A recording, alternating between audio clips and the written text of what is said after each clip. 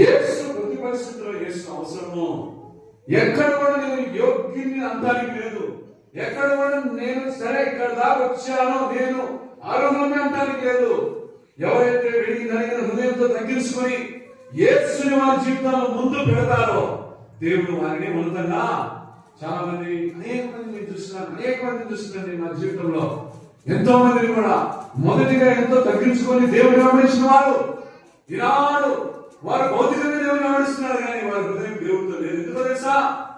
వారి జీవితంలో గర్వము, వారి జీవితంలో అహంకారము, వారి జీవితంలో అతిశయము, వారి జీవితంలో లోకంలో ఉన్నటువంటి సమస్తమైన శరీరం వచ్చేసిన కారణంగా ప్రేమను ఎప్పుడో కోల్పోయినారు, దేవుడు ఎప్పుడో దించేసినారు, ప్రభా ఎక్కడో దించేసినారు. ఒక మందిరంలో గొప్ప ఆరాధన జరుగుతుందంట.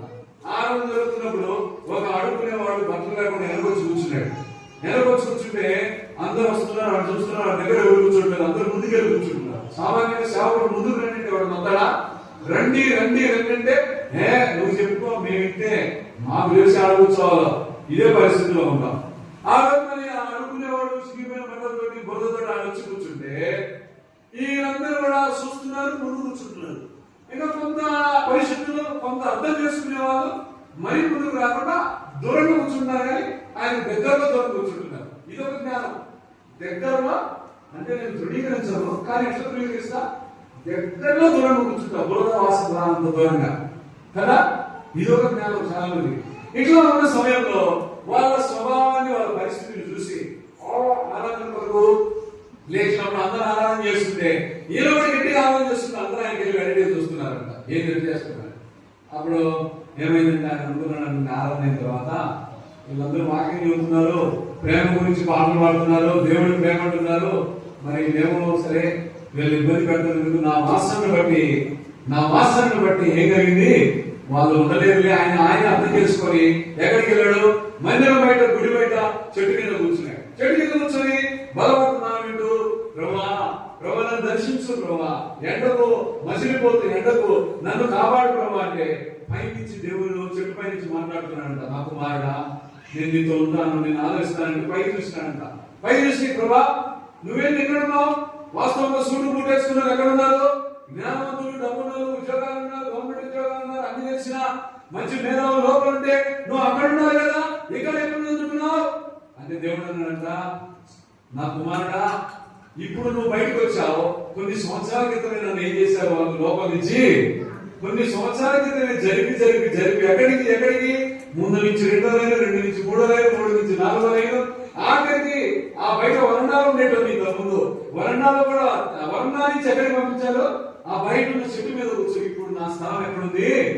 ఆ లోపల ఉన్న సుందరమైన దేవాలయంలో లేదు, ఇక్కడే ఉంది.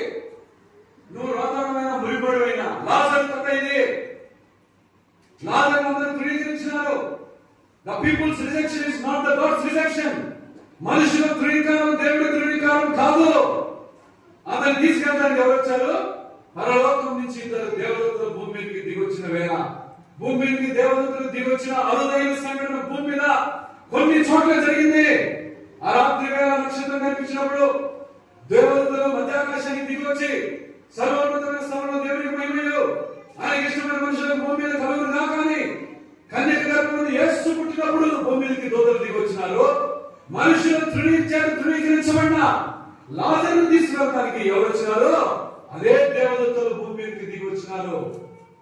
ఈనాడు ప్రియమైన సోదరుడా, యేసుని జీవితంలో ఎక్కడ దించేసినావు? యేసుని హృదయంలో ఎక్కడ ప్రేమ చచ్చిపోయింది, చంపేసుకున్నావు. ఒకవేళ నువ్వు అన్ని చేయకపోయిన పర్లేదు, ప్రేమ ఉంటే చాలు. ఆ ప్రేమ నేను బ్రతికిస్తాను, క్రీస్తు ప్రేమ. అన్ని చేసినా కానీ ప్రేమ లేకుంటే వ్యర్థుడివి. ప్రభు బల దగ్గరికి వచ్చినప్పుడు మనం ప్రభు దగ్గర అడగాల్సింది ఆఖరిగా బలలోకి వెళ్ళకుండా ఒక వాక్యం చదువుకొని మనం తీర్మానం చేసుకుని బలలోకి వెళ్తాం. 1 పేతురు 3వ అధ్యాయం, 1 Peter 3rd chapter, 1 పేతురు 3వ అధ్యాయం, 1 పేతురు 3వ అధ్యాయం 15వ వచనం దయచేసి చదవండి. 1 Peter 3rd chapter and 15th verse.